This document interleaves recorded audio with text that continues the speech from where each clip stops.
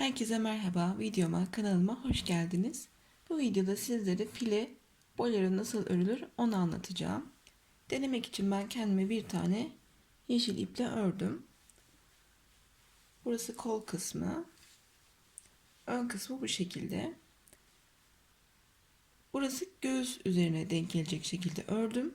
Nasıl durduğunu merak ediyorsanız Instagram hesabımda paylaştım. Oradan bakabilirsiniz.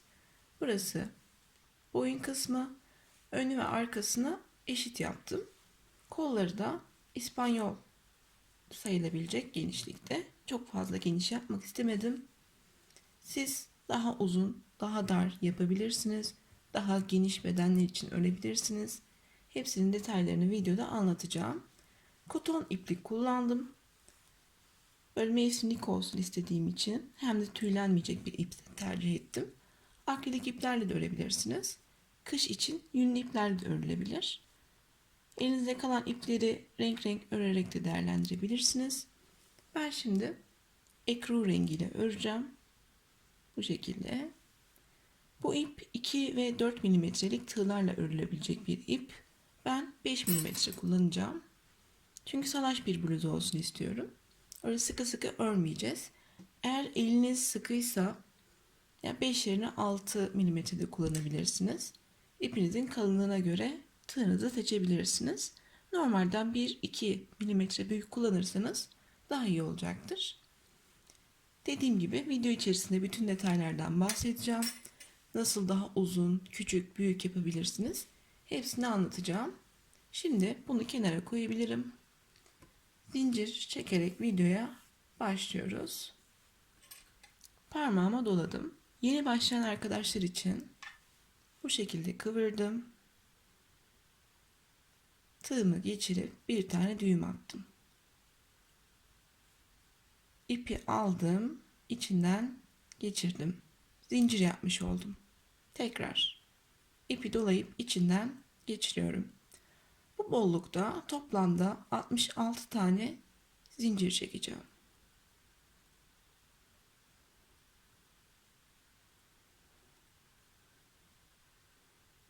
66 tane zincirimi çektim. Zincirimin uzunluğu 48 santim. Sayıyorum. 1, 2, 3, 4, 5, 6, 7, 8, 9 zincir. 9 zincir geride kalacak ve ben 10. zincirimin içine ikili trabzan yapacağım. Tığımın başına doladım ipimi. 10. ilmeğe batıyorum. İlmek çıkardım. Önce ikisini, daha sonra ikisini. İkili trabzan yapmış oldum. 1, 2, 3 zincir. Tekrar başını doladım. 1, 2, 3, 4. Dördüncü zincirimin içine ikili trabzan yapıyorum. 3 zincir. Tekrar başını doladım. 1, 2, 3, 4. Bu şekilde sıra sonuna kadar devam edeceğim ve filelerimiz oluşmaya başlıyor.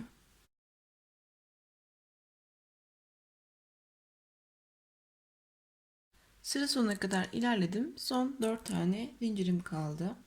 Yine son ilmeği batıyorum ve ikili trabzanımı yapıyorum. Böylece toplamda benim 15 karem olmuş oldu. Siz daha fazla zincir çektiyseniz ona göre zincirin boşluklarınız artabilir. Ben bu zinciri neye göre çektim? Onu anlatmadım ben sizlere. Ben bu boleroyu ML beden için örüyorum. Siz de zinciri çekip göğsünüze ölçtüğünüzde kasmıyorsa veya daha salaş örüyorsanız, böyle dökümlü oversize dursun istiyorsanız ona göre zincir sayısını belirleyebilirsiniz. Bu modelde zincir sayısının dediğim gibi çok fazla önemi yok. Sonda 1-2 zincir fazla kalırsa onu sonradan iç kısımdan gizleyebilirsiniz, dikebilirsiniz. Eksik olmasın yeterli. Şimdi ben bunu bitirdim.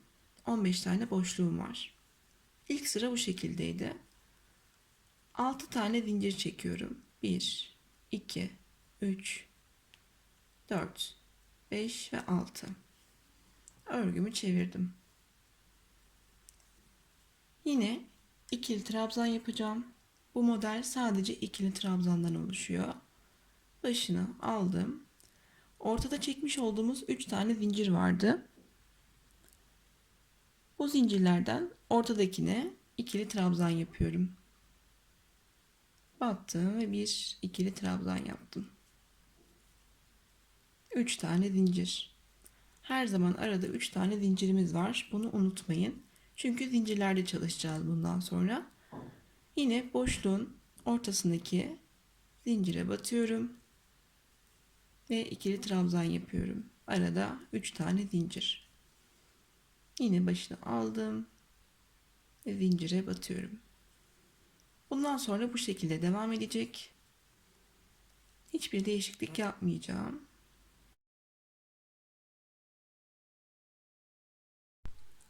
Yine sıramın sonuna geldim.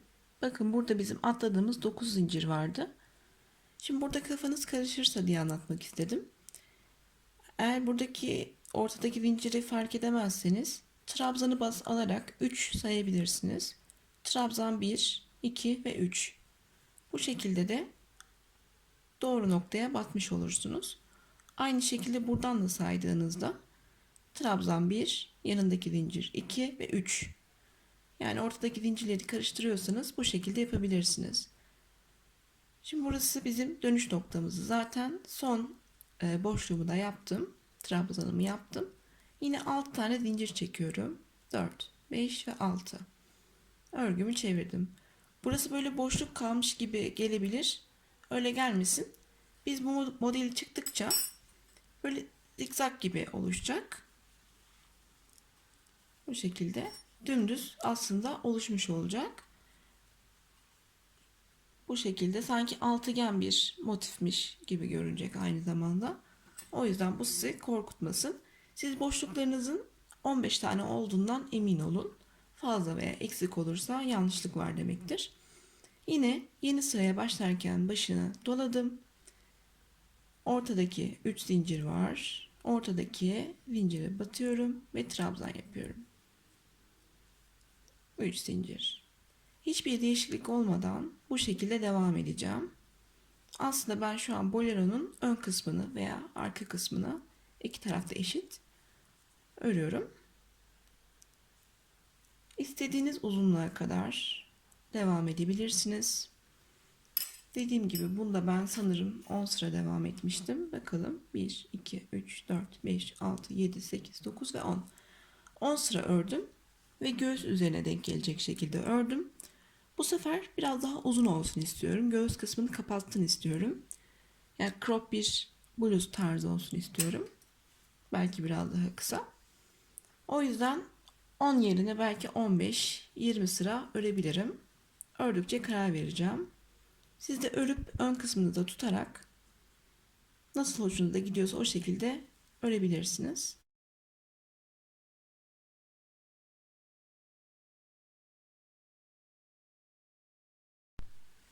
Ben 15 sıra boyunca ördüm. Bu şekilde esnek bir parçamız var. Kabaca ölçüsünü vereyim sizlere.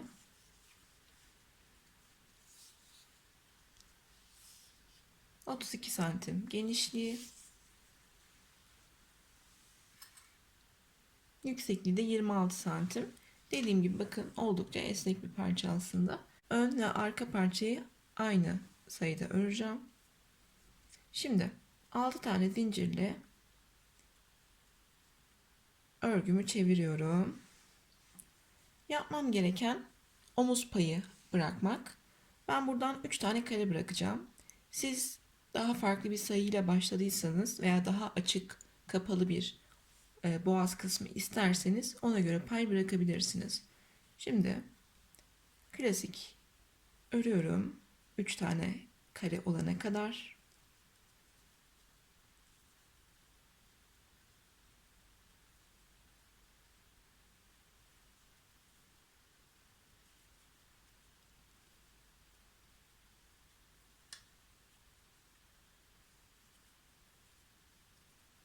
Üçüncü karemi de yaptım. Dediğim gibi bu yeterli benim için. Siz ayarlayabilirsiniz. Buradan da 3 tane kare bırakacağım. bir tane işaretleyici takayım. Ben dikiş olsun istemediğim için bu şekilde yapıyorum. Zincir çekeceğim ve bu kısma bağlayacağım. Bakın buradan 3 kare ayırıyorum ve buradaki boşluğa sabitleyeceğim çektiğim zincire. Şimdi bu zincir sayısını nasıl belirleyeceğiz? Buradan sonra tepedeki ilmekleri sayabilirsiniz. Ya da bu 3 kısmı kapatıp ortada kalan 1, 2, 3, 4, 5, 6, 7, 8 tane trabzanı 4 ile çarpabilirsiniz. Yani ortada kaç tane trabzanınız kaldıysa. Şimdi ben 1, 2, 3, 4, 5, 6, 7, 8. 32 tane zincir çekeceğim. Böylece bu kısma denk olmuş olacak. Ön ve arka kısım eşit olacak. 32 tane zincir çekiyorum. Tıpkı başlangıç zincirinde olduğu gibi aynı bollukta çekiyorum. 32 tane zincirimi çektim. Zaten işaretleyicimi koymuştum. Trabzan yapar gibi tığımın başına doladım ve burada ortadaki zincire ikili trabzan yaparak zincirimi sabitliyorum. Yine 3 zincir, 3 tane kare olana kadar devam ediyorum ve sıramı bitireceğim.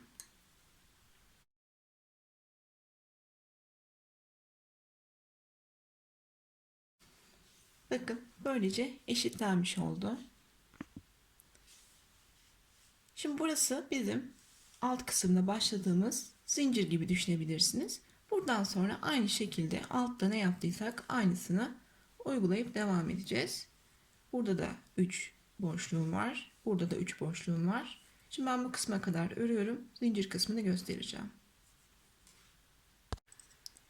Zincir noktasına kadar devam ettim. En son 3 tane zincir çekmiştim. Aşağıda yaptığımız gibi burada sayarak devam edeceğiz. Aralardaki 3 zinciri baz alacağız. Buradaki trabzanım 1, 2, 3. Aşağıda anlatmıştım zaten. Üçüncüye batabilirsiniz diye. Üçüncüye bir tane trabzan yapıyorum. 3 zincir. Bu zincir sayısı bitene kadar üçüncülere değil dördüncülere batacağız. Çünkü arada 3 tane zincirimiz var. Bir de ilmeğimiz 4. O yüzden buradan sonra sayıyorum. 1, 2, 3, 4. Dördüncü ilmeğimin içine ikili trabzan yapıyorum. Böylece arada sanki 3 zincir çekmişim gibi olacak.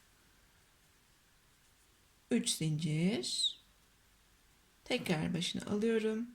Sayıyorum. 1, 2, 3, 4. Dördüncünün içine batıyorum ve ikili trabzan yapıyorum. Bu şekilde sıramı bitireceğim.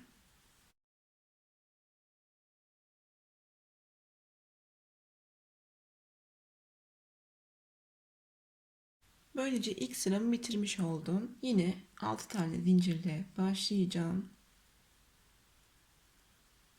Örgümü çevireceğim ve devam edeceğim. Ortadaki zincirler vardı ya, o zincirin ortadaki kısmına batıp trabzanlar yapacağım.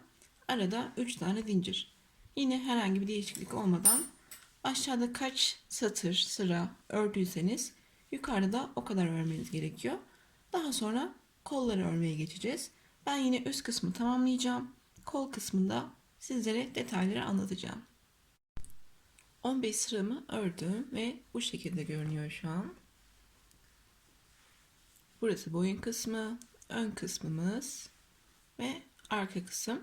Şimdi en son ben bu kısımda bitirdim. Hiç zincir çekmeden direkt katlıyorum ve diğer uç kısımda birleştireceğim.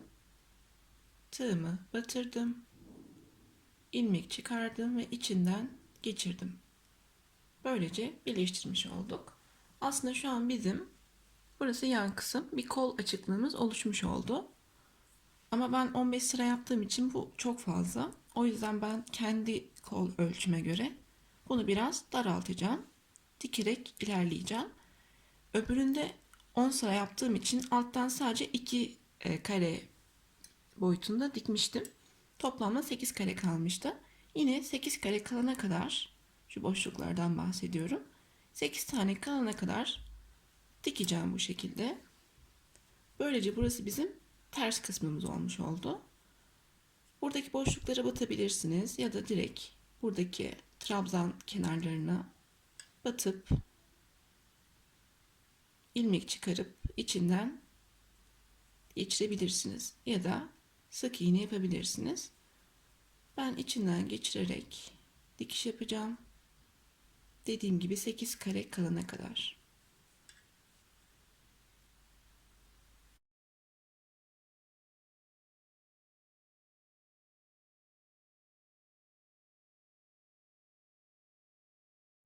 İstediğim kol açıklığı oluşana kadar kayma dikişi yaparak dikişime devam ettim.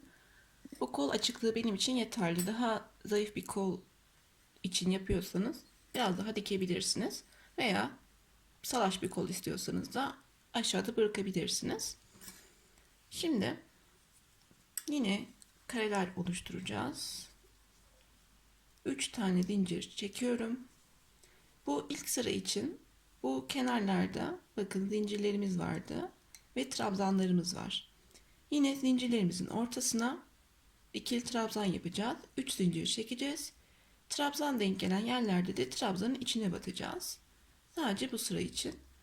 Bakın direkt zaten trabzan denk geldi önüme. Trabzanın içine batıyorum. İkili trabzan yaptım. 3 zincir.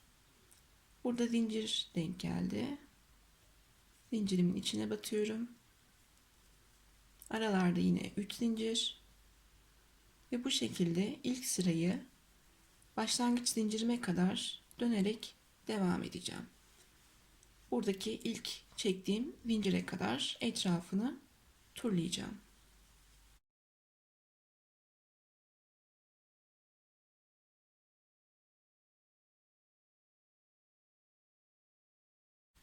Başlangıç zincirimin olduğu yere kadar devam ettim. En son 3 tane zincir çekmiştim. Buradaki zincirin ikincisine batıyorum. İkili trabzan yapıyorum. 3 zincir. Böylece birleştirmiş oldum. Yine boşluklardaki olan 3 zincirin ikincisine yani ortadakine batıp trabzanlar yapmaya ve arada 3 zincir çekmeye devam edeceğim. Bu şekilde dönerek istediğimiz uzunluğa kadar öreceğiz. Tişört formunda isterseniz 5-6 sıra yeterli olacaktır. Ben uzun kol şeklinde öreceğim için 25 sıra öreceğim. Yeşil olan da öyle yapmıştım. Belki bir iki sıra fark edebilir. Bu şekilde hiçbir değişiklik olmadan dönerek öreceğim. Gövdede yaptığım gibi. Artık başlangıç noktasını birleştirdik. Başlangıç noktasına zincir çekmeyeceğiz. Yine denk gelen yerlerde trabzan yapıp devam edeceğiz. Daha sonra size nasıl bitirmeniz gerektiğini ve diğer kola nasıl başlamanız gerektiğini göstereceğim. Şimdi ben burayı örüyorum.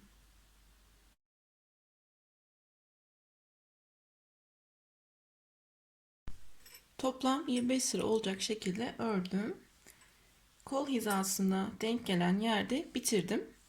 Buradaki dikiş yaptığımız noktayı siz isterseniz işaretleyici de koyabilir. O şekilde hizayı alabilirsiniz. Ben göz kararı yapıyorum. En son 3 tane zincirimi çektim.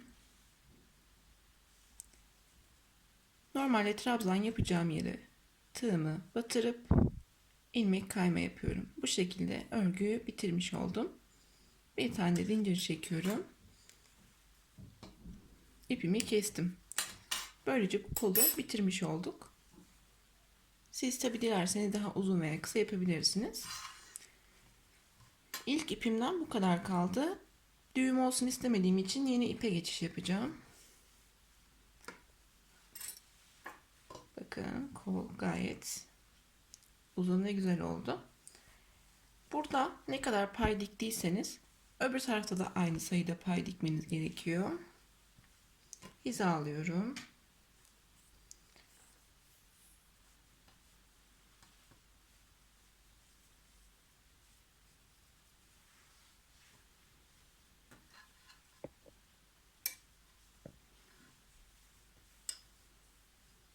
İpimi parmağıma doladım.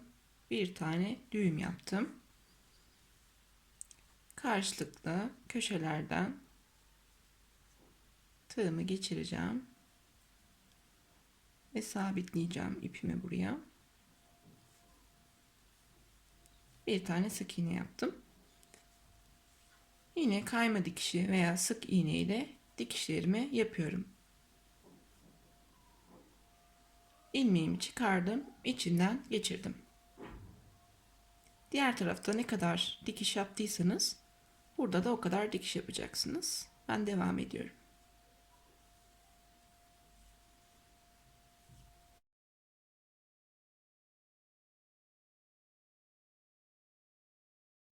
Kenar dikişimi yaptım. Yine zincirle başlayacağım. 1 2 3 zincir. Başını aldım. Kenarda ilk gelen orta yere batıyorum. İkili trabzan. 3 zincir. Kenarda zincir olan yerlerin ortasına trabzan olarak denk gelen yerlerinde içine batacağım. Ve bu sıra ilk sıra bu şekilde ilerleyecek. Aralarda 3 zincir. Ortalara batacağım. İlk çektiğim zincirin olduğu noktaya kadar bu şekilde devam edeceğim. Çevreyi dolandıktan sonra buraya gelip 3 zincirin ikincisine batacağım ve sıramı devam ettireceğim. Şimdilik o noktaya kadar örüyorum.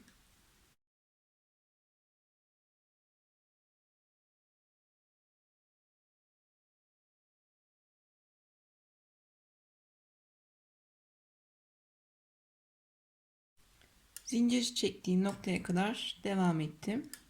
3 tane zincirimi çekiyorum.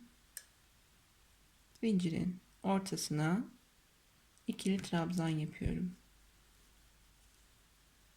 Böylece birleşmiş oldu ve ilk sıram bitti. Diğer kolda ne kadar yaptıysanız, simetrik olsun istiyorsanız bu kolda da o kadar yapmalısınız.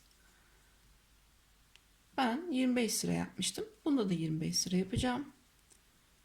Ve sıra sonuna geldiğimde gösterdiğim yöntemle kayma dikiş yaparak sıramı bitireceğim. Örgüm bittiğinde ne kadar ip kullandığımı hesaplayacağım. Ve sizlere söyleyeceğim. Ölçüleri de veririm en son. Şimdi ben bu şekilde dönerek öreceğim. Eğer başlangıç noktanızı kaybetmek istemiyorsanız bu noktaya bir tane işaretleyici takabilirsiniz. Ve üst sıralara çıktıkça işaretleyicinin yerini üst sıraya taşırsınız. Ve böylece başladığınız yeri kaybetmemiş olursunuz. Ben göz kararı devam edeceğim. Bu şekilde hiçbir değişiklik olmadan dönerek kolu tamamlayacağım.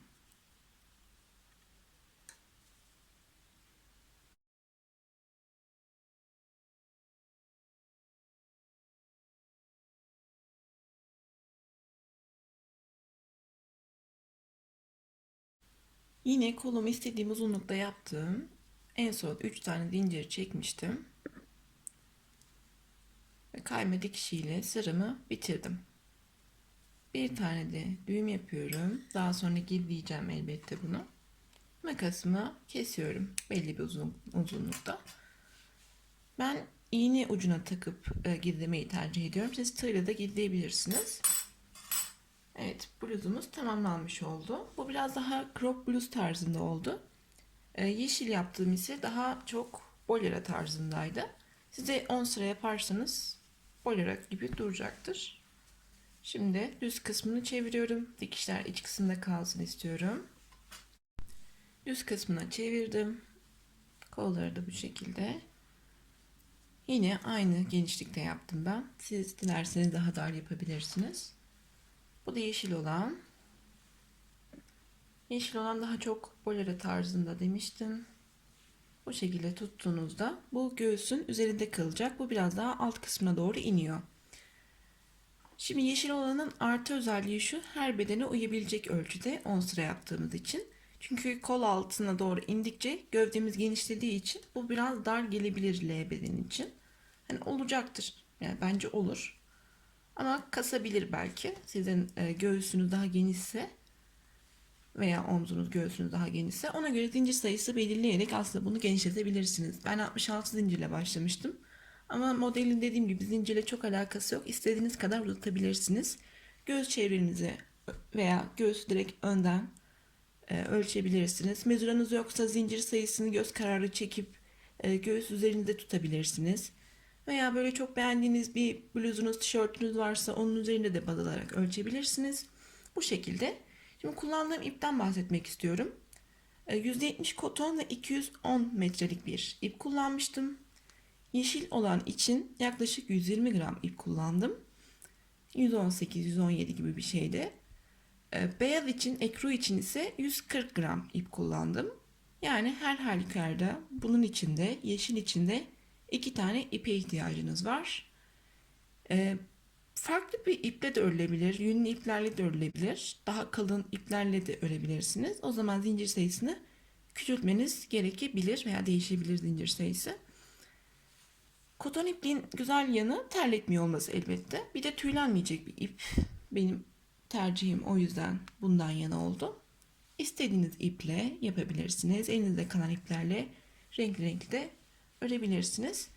Videomuz buraya kadardı. Umarım anlaşılır olmuştur. Anlamadığınız bir şey varsa veya sormak istediğiniz yorum olarak aşağı yazabilirsiniz. Yeşil olanın duruşunu Instagram hesabımda paylaşmıştım. Bunu da paylaşacağım. Gidip göz atabilirsiniz. Açıklama kısmında Instagram hesabım, adresim var. Yeni videolardan haberdar olmak için abone olmayı ve bildirimleri açmayı da ihmal etmeyin. Yeni video öneriniz varsa dilerseniz Instagram'dan, dilerseniz aşağı yorum olarak yazabilirsiniz. Ördüğünüz zaman benimle yine paylaşırsanız çok sevinirim. Örecek olanlara şimdiden kolay gelsin. Bir sonraki videoda görüşmek üzere. Hoşça kalın.